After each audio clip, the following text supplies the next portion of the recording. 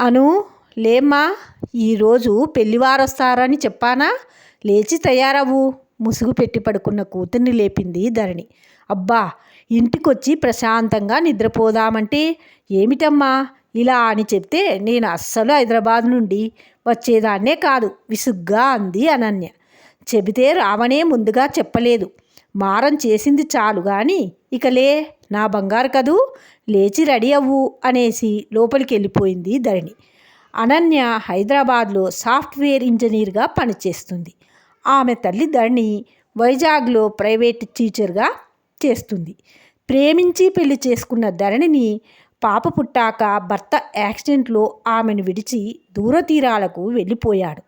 అందరినీ వదులుకొని వచ్చిన ఆమెకు చేరదీసేవారు లేక చాలా ఇబ్బందులు పడింది. అదృష్టవశాత్తు ఆమె చదువుకు ఓ ప్రైవేట్ స్కూల్లో ఉద్యోగం రావడంతో జీవితంతో ఒంటరి పోరాటం చేస్తూ కూతుర్ని చదివించి ఉద్యోగస్తురాలిని చేయగలిగింది. ఈ 25 ఏళ్లుగా ఆమె మానసికంగా శారీరకంగా ఎన్నో కష్టాలు పడిందో ఆమెకే తెలుసు. ఒంటరి స్త్రీ ఎవరితో మాట్లాడినా వక్రించే ఈ సంఘంలో ఎలాంటి పరిస్థితులు ఎదురైనా ఎదుర్కొని విలువలు కోల్పోకుండా బ్రతకడం ఆమెకే సాధ్యమైంది. తను తప్పుడడుగు వేస్తే కూతురి భవిష్యత్తు నాశనమవుతుందని గ్రహించి మనసుకు మనిషికి కళ్ళెం వేసి బంధించింది. ప్రస్తుతం పెళ్ళిడికొచ్చిన కూతురికి తన అన్నవరుసైన రఘు సహాయంతో వివాహ ప్రయత్నాలు చేస్తుంది. ఇదివరకు కొన్ని సంబంధాలు చూడడం, కొన్ని వీళ్లకు కొన్ని వాళ్లకు నచ్చకపోవడం, మరికొన్ని ధరణి వ్యక్తిత్వాన్ని శంకించి ఇంటి వరకు రాకపోవడం అలా తప్పిపోయాయి. తల్లిని ఎవరైనా ఏమైనా అంటే అనూకు నచ్చదు. అలాంటి సంబంధాలు ఇంటి వరకు రానివ్వొద్దని మామయ్యను హెచ్చరించింది. తల్లి మాటను కాదనలేక పెళ్లి చూపులకు తయారవుతుంది. కానీ ఆమెకు ఈ తతంగమంతా విసుగు. చీరలు నగలు ధరించి వచ్చిన వారి ముందు కూర్చోవడం, వాళ్ళు అడిగే ప్రశ్నలకు జవాబు ఇవ్వడం, ఆ పెళ్ళికొడుకు కోరితే విడిగా మాట్లాడడం, ఇదంతా నచ్చక ఇది మీ కాలం కాదు అని గోల చేస్తుంది. అబ్బాయిని అమ్మాయిని బయట ఎక్కడికైనా కలిసి మాట్లాడుకోనిద్దాం అంటే ఆ సంబరము అయ్యింది. ఇదివరలో ఒక పెళ్ళికొడుకును కలవడానికి రెస్టారెంట్కి వెళితే మీ అమ్మాయి ఎవరితోనో తిరుగుతోంది అని ధరణికే కొంతమంది వచ్చి చెప్పారు. ఆ తలనొప్పులు ఎందుకులే అని ఇంట్లోనే ఏర్పాటు చేస్తుంది ధరణి. అనూకు ప్రేమ మీద నమ్మకం లేకపోవడంతో చూసే సంబంధాలకు ఇటువంటి కార్యక్రమాలకు తలవంచక తప్పటం లేదు. ఇక తప్పదు అన్నట్టు అను లేచి స్నానం చేసుకుంది. నిజానికి ఆ రోజు స్నేహితురాలతో కలిసి సినిమాకు వెళ్ళాలని ప్లాన్ చేసుకుంది. అనుకోకుండా తన ప్రోగ్రాం ఇలా తారుమారవ్వడంతో ఆమెకు చిరాగ్గా ఉంది. సరిగా తయారవ్వకపోతే తల్లి ఊరుకోదు. పింక్ కలర్ శారీ కట్టుకొని మెడలో ఒక సింపుల్ చైను, చేతికి గాజులు వేసుకుంది. తలంటుకున్న పొడవాటి జుట్టును అలా క్లిప్ పెట్టి వదిలేసింది. ధరణి ఒకసారి వచ్చి చూసి నెత్తి మీద ఒకటి మొట్టి బీరువాలోంచి మరో హారం తీసి వేసుకోమని ఇచ్చింది. అయిష్టంగానే వేసుకుంది అను. కాస్త వదులుగా జడ అల్లి మల్లెమాల తురిమింది. ఒకసారి తనివి తీరా కూతుర్ని చూసి తృప్తిగా తల పంకించి వంటింట్లోకి వెళ్ళిపోయింది ఆమె. హాల్లో కూర్చొని ఫోన్ చూసుకుంటుంది అను. వంటింట్లో పలహారాలు రెడీ చేసి ధరణి కూడా ఎదురు చూస్తూ ఉంది. వస్తామన్న పెళ్లివారు ఎంతకీ రారే. అరగంట గడిచాక ధరణి తన అన్నయ్యకు ఫోన్ చేసింది. ఏమిటన్నయ్యా, 10 గంటలకే వస్తామన్నారు, ఇప్పుడు 11 కావస్తుంది, ఇంకా రాలేదేమిటి అంది. నేను అక్కడికే బయలుదేరుతున్నానమ్మాయి, వచ్చి మాట్లాడుతాను అని ఫోన్ పెట్టేశాడు రఘు. వచ్చి మాట్లాడడం ఏమిటి తనలో తాను అనుకుంది ధరణి. అరగంట తర్వాత ఉసూరుమంటూ వచ్చాడు రఘు. అతనికి ముఖం చూడగానే ఏదో అప్రియమైన వార్తే తెచ్చాడనిపించింది. లోపలి నుంచి మంచినీళ్ళ గ్లాసు తెచ్చి అతడికి అందించింది. అతడు ఏం చెబుతాడా అని చూస్తుంది ధరణి. మరోవైపు అను కూడా రఘు మంచినీళ్ళ గటగటా తాగేసి గ్లాసు టీపాయ్ మీద పెట్టాడు. వాళ్ళు ఈరోజు రావట్లేదటమ్మాయి, ఏదో అర్జెంటు పని పడిందంట, ఇవాళ రాలేమని నాకు ఫోన్ చేశారు అన్నాడు ధరణి వైపు చూస్తూ. అదేమిటన్నయ్యా, రాత్రే కదా నువ్వు నాకు మరోసారి ఫోన్ చేసి చెప్పావు, ఇంతలోగా ఏమైంది? నిజంగానే పని ఉండి రాలేదా, లేక మన సంబంధం ఇష్టం లేక అలా చెప్పారా అనుమానంగా అడిగింది ధరణి. నాకు అదే అనుమానం అమ్మాయి. మీ స్కూల్లో పనిచేసే జగన్నాథం వాళ్లకు దూరపు చుట్టమట. వాడు నీ గురించి ఏదైనా వాగాడేమో అని నా అనుమానం. లేకపోతే ఇంత సడన్గా వద్దనడానికి కారణం లేదు. వాళ్లలో ఎవరో ఒకరు వచ్చి మన అమ్మాయిని చూసి వెళ్ళి ఉండవచ్చు అన్నాడు రఘు. ఇంతకు ముందు కూడా ఇలా మగదిక్కులేని సంసారమని, బలగం లేని సంబంధమని కొంతమంది వెనక్కి తగ్గడం వారు చూసే ఉన్నారు. ఆ జగన్నాథం కూడా తను ఒంటరి ఆడదాన్నని అప్పుడప్పుడు ఏదో రకంగా లోబరుచుకోవడానికి ప్రయత్నించడం, దానికి తాను ఒప్పుకోకపోవడంతో తన మీద అసత్య ప్రచారం చేస్తూ ఉంటాడు. నైడ వయసు వచ్చిన తనకు ఇంకెన్నాళ్ళో ఈ పోరాటం అనుకొని గాఢంగా నిట్టూర్చింది ధరణి. అనుకు మాత్రం పిచ్చి కోపం వచ్చింది. ఇంతోటి సంబంధం కోసం నన్ను ఆదివారం పూట కనీసం హాయిగా పడుకోనివ్వకుండా లేపి ఇలా గంగిరెద్దులా ముస్తాబు చేసి కూర్చోపెట్టడం, వాళ్ళ కోసం అవి ఇవి తయారు చేసి పెట్టుకోవడం, అంతా చేసి చివర్లో వాళ్ళు మేము రావట్లేదని కబురు పంపడం. ఆ కుర్ర విధవకైనా బుద్ధి ఉండాలి కదా. ఒక ఆడపిల్ల ఎమోషన్స్తో ఆడుకోవడం. చాచా, వాడు రాకపోతే నేడు ఏడ్వాలా? నెవర్ అనుకుంది ఉక్రోషంగా. గబగబా గదిలోకి వెళ్ళి చీర మార్చుకొని చుడిదార్ వేసుకుంది. స్నేహితురాలతో కలిసి తను సినిమాకు వెళ్తున్నా అని చెప్పి వెళ్ళిపోయింది అను. ధరణి మాత్రం కాస్త డీలా పడింది. ఎన్ని సంబంధాలు చూసినా ఏదో ఒక అవాంతరం. దాని పెళ్ళి అయిపోతే తను నిశ్చింతగా ఉందామనుకుంటే ఏదీ కుదరడం లేదు. ఆ రోజు రాత్రి బస్కు తిరిగి హైదరాబాద్ వెళ్ళిపోయింది అను. దాదాపు 1 నెల రోజుల తర్వాత ధరణి అనుకు ఫోన్ చేసింది. తర్వాత వచ్చే ఆదివారం తప్పక రమ్మని. మళ్ళీ ఏదో సంబంధం వచ్చి ఉంటుంది, అందుకే తల్లి రమ్మంటుంది అని అర్థమైంది ఆమెకు. ఊరు వెళ్ళి కూడా నెలపైనే అవుతుందిలే, తల్లిని కూడా చూసినట్టుంటుందని బయలుదేరి వచ్చింది అను. ఈసారి ఎవడు వాడైనా వస్తాడా లేక అట్నుండి అటే పారిపోతాడా అడిగింది తల్లిని రాత్రి భోంచేస్తూ ఉండగా. కొత్తవాడు కాదు, ఇదివరకు వస్తానని చెప్పి రాలేదే అతగాడే అంది ధరణి. ఎవరో ఏదో చెప్పిన చెప్పుడు మాటలు విని నిన్ను మన కుటుంబాన్ని శంకించిన ఆ పెద్ద మనుషులేనా మళ్ళీ ఎందుకు వస్తున్నారు? ఇప్పుడు మనం మంచివాళ్ళం అయిపోయామా? కోపంగా అంది అను. చాలే ఊరుకో, నువ్వు చిన్నపిల్లవు. సంబంధం కలుపుకునేటప్పుడు ఏం చూడకుండా కనుక్కోకుండా చేసుకుంటారా? ఆ అబ్బాయి గురించి మేము తెలుసుకోకుండానే ఇంటి వరకు పిలిపిస్తామా? ఇవన్నీ మామూలే. అదంతా పట్టించుకుంటే పెళ్ళిళ్ళు అయినట్టే. మనం ఒంటెవరి వాళ్ళం కాబట్టి ఎలాంటి వాళ్ళో అనే అనుమానం సహజం. తెలుసుకున్నాక వాళ్ళే వస్తారు. నువ్వు మారం చేయకుండా రేపటికి తయారవు అంది ధరణి. అదంతా సరే అమ్మా. అయ్యో, మన కోసం ఒక ఆడపిల్ల తయారై వేచి చూస్తూ ఉంటుంది. కనీసం ఎందుకైనా వచ్చి వెళ్ళి ఉంటే బాగుంటుందేమో. తర్వాత నచ్చలేదు అని అన్నా నాకు అంత బాధ కలిగేది కాదు. పెళ్లి చూపుల తతంగాన్ని అంత ఆటగా తీసుకున్నారు అని నాకు కోపంగా ఉంది అంది అను. సర్లేవే, ఇవన్నీ మనసులో పెట్టుకోకు, వెళ్ళి పడుకో అంది ధరణి. రానివ్వు, ఈసారి నేనే వాడిని పారిపోయేలా చేస్తాను మనసులో అనుకుంది అను. మరుసటి రోజు అను తలకు బాగా నూనె పట్టించింది. స్నానం చేసి ఇంట్లో అప్పుడప్పుడు వేసుకునే పాత లంగా ఓని ఉంటే తీసి వేసుకుంది. మెడలో మామూలుగా వేసుకునే సన్న చైన్ తప్ప మరేమీ వేసుకోలేదు. గదిలోంచి బయటికి వచ్చిన అనును చూసి ధరణి నెత్తి కొట్టుకుంది. ఇదేమిటే ఇలా తయారయ్యావు? తలంటుకోకుండా ఈ నూనె పట్టించుకోవడం ఏమిటి? ఈ వేషమేమిటి అంటూ లబలబాలాడింది. అమ్మా, నేను ఈరోజు ఇలానే ఉంటాను. ఎక్కువ మాట్లాడావంటే ఇప్పుడే బస్సు ఎక్కి వెళ్ళిపోతాను బెదిరించింది. అంతలో రఘు ఫోన్ చేశాడు. అబ్బాయి ఒక్కడే వచ్చేశాడు, 10 నిమిషాల్లో ఇంట్లో ఉంటాం. చీరైనా కట్టుకోమని బతిమాలినా అను వినిపించుకోలేదు. అన్నట్టుగానే 10 నిమిషాల్లో రఘు పెళ్ళికొడుకు వినయ్ను వెంటబెట్టుకుని ఆటో దిగాడు. ధరణి వెళ్ళి వారిని లోపలికి ఆహ్వానించి హాల్లో కూర్చోబెట్టి మంచినీళ్లు అందించింది. వంటగదిలో ఉన్న అను ఒక ట్రేలో పలహారాలు పెట్టి తీసుకెళ్ళింది. ఆమెను చూసిన వినయ్ కళ్ళల్లో ఆశ్చర్యం.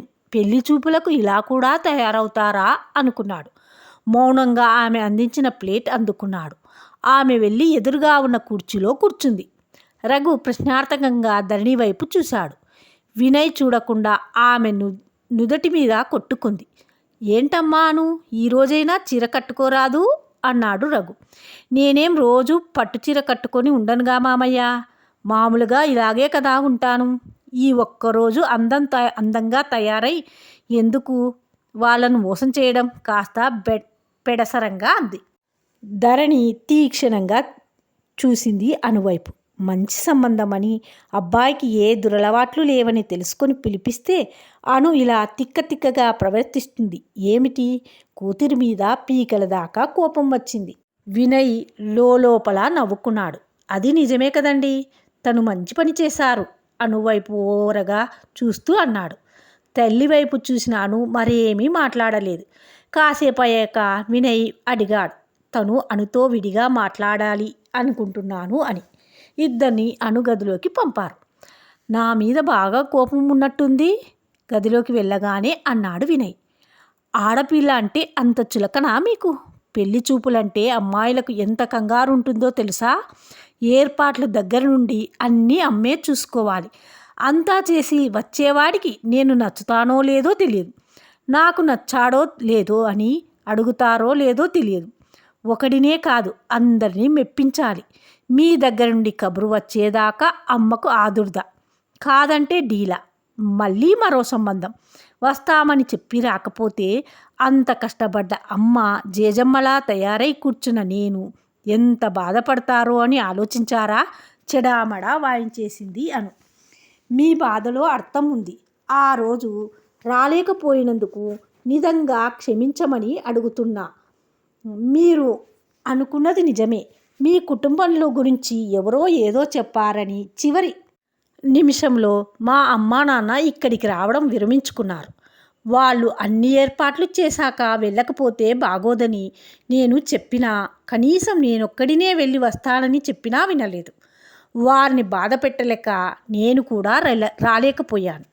ఆ జగన్నాథం గురించి, వాడి కుటిల బుద్ధి గురించి నాకు బాగా తెలుసు.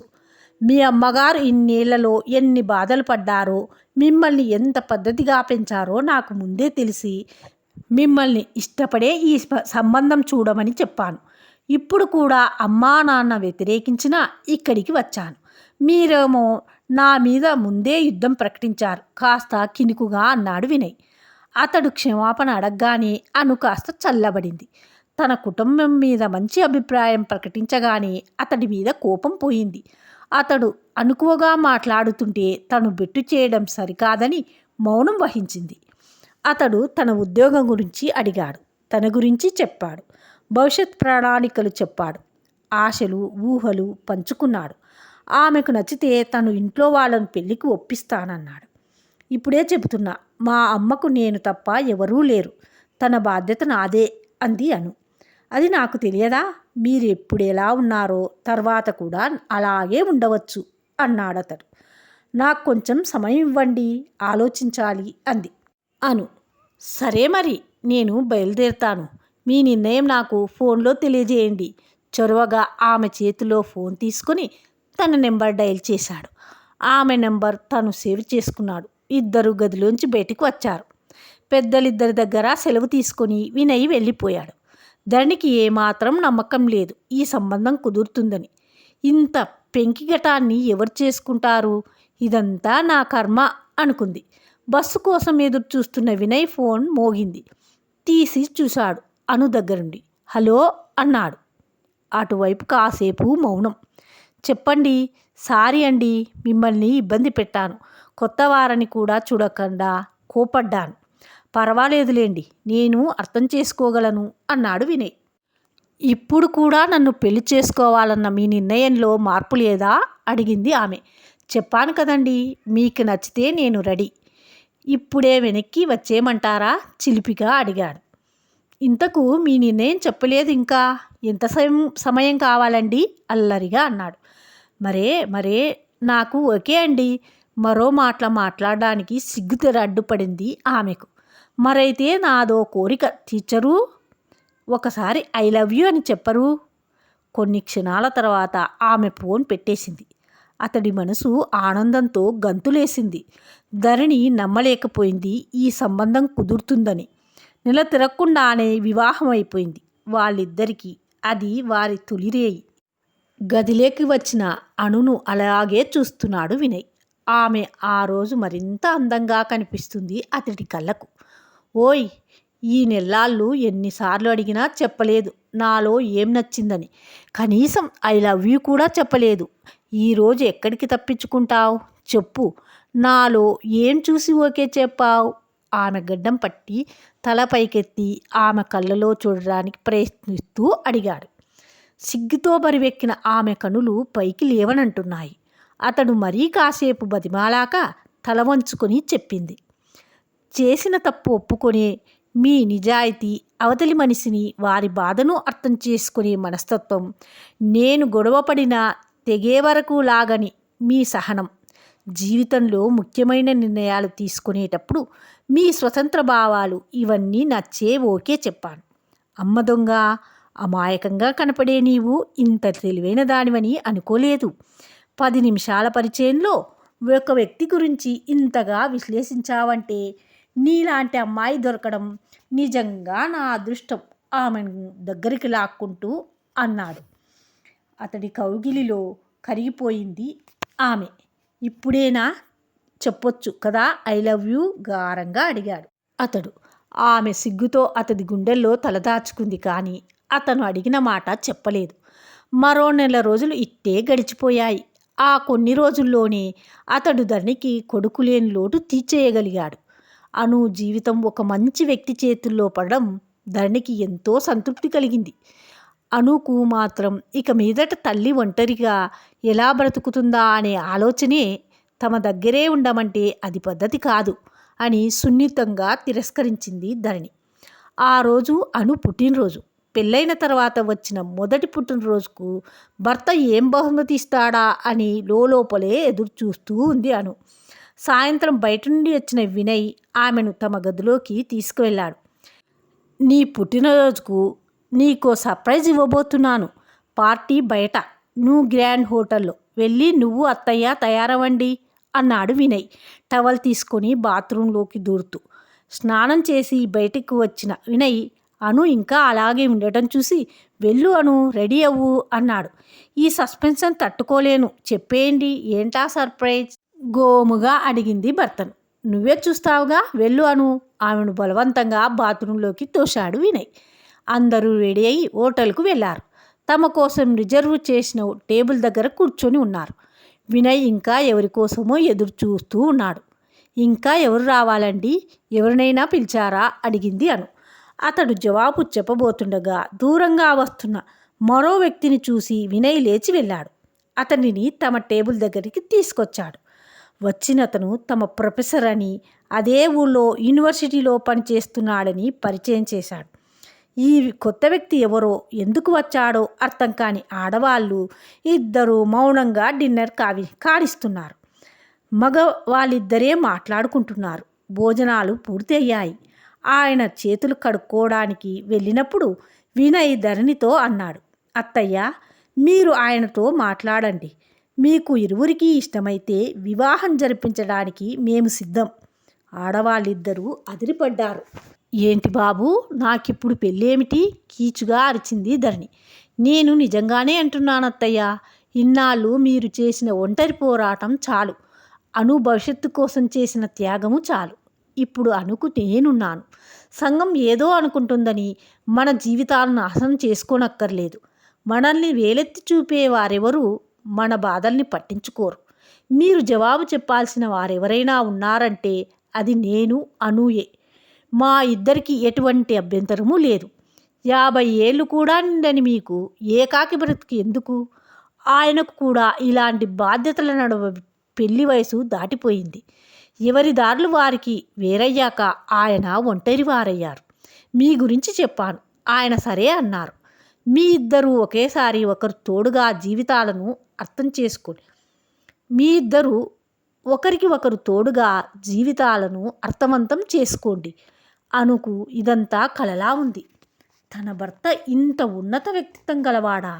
తను ఎంత అదృష్టం చేసుకుంది. తన తల్లి గురించి తనకంటే ఎక్కువ ఆలోచించి ఆమె జీవితాన్ని బాగు చేసే ప్రయత్నం చేస్తున్నాడు. ధరణి ఏం మాట్లాడలేదు. ఇదంతా ఆమెకు షాకింగ్గా ఉంది. అతడి దగ్గర నుండి ఎలాంటి ప్రతిపాదన వస్తుందని ఆమె కలలోనైనా అనుకోలేదు. తన గురించి ఆలోచించి మనిషి ఉన్నాడనుకోగానే ఆమెకు దుఃఖం ముంచుకు వచ్చింది. ఘనీభవించిన ఆమె హృదయం కరిగి కన్నీరైంది. తల వంచుకొని కళ్ళల్లో నీళ్లు తుడుచుకుంటున్న ఆమె దగ్గరికి వెళ్ళి వినయ్ ఆమె భుజాల మీద చెయ్యి వేసి అనూనయంగా పట్టుకున్నాడు. మీరు నాకు తల్లి తర్వాత తల్లి వంటి వారు. మీ జీవితం మోడుగా మిగిలిపోతే నేను చూస్తూ వదిలేయలేను. నేను అలా బయట తిరిగి ఇంటికి వస్తాం. మిమ్మల్ని ఆయనే ఇంటి దగ్గర దిగబెడతారు. మేము ఇంటికి వచ్చేసరికి మీరు శుభవార్త చెప్పాలి, సరేనా? అను, రా వెళ్దాం అన్నాడు వినయ్. అను లేచి అతనిని అనుసరించింది. ఆటో ఎక్కి బీచ్కు చేరుకొని కాస్త జనాలు తక్కువగా ఉండే చోటు చూసి కూర్చున్నారు. సముద్ర తీరంలో వచ్చిపోయే అలలను చూస్తూ ఉన్నారు ఇద్దరు. ఏకాంత సమయంలో మౌనమే వారి భాష అయింది. భర్త ఆ రోజు అపురూపంగా తోస్తున్నాడు అనుకు. నీ రోజుకు నా బహుమతి నచ్చిందా శ్రీమతి గారు? ఏం మాట్లాడకుండా కూర్చున్నారు? నిశ్శబ్దాన్ని ఛేదిస్తూ అడిగాడు వినయ్. ఆమె మరింతగా అతడి పక్కకు జరిగింది. 2 చేతులతో అతడి తలను పట్టుకొని తనకు అభిముఖంగా తిప్పుకుంది. కొద్దిగా పైకి లేచి అతడి నుదుటి మీద ముద్దు పెట్టి అంది, ఐ లవ్ యూ అని. నీ పుట్టినరోజుకు నా బహుమతి నచ్చిందా శ్రీమతి గారు? ఏం మాట్లాడకుండా కూర్చున్నారు? నిశ్శబ్దాన్ని ఛేదిస్తూ అడిగాడు వినయ్. ఆమె మరింతగా అతడి పక్కకు జరిగింది. 2 చేతులతో అతడి తలను పట్టుకొని తనకు అభిముఖంగా తిప్పుకుంది. కొద్దిగా పైకి లేచి అతడి నుదుటి మీద ముద్దు పెట్టి ఇలా అంది, ఐ లవ్ యూ.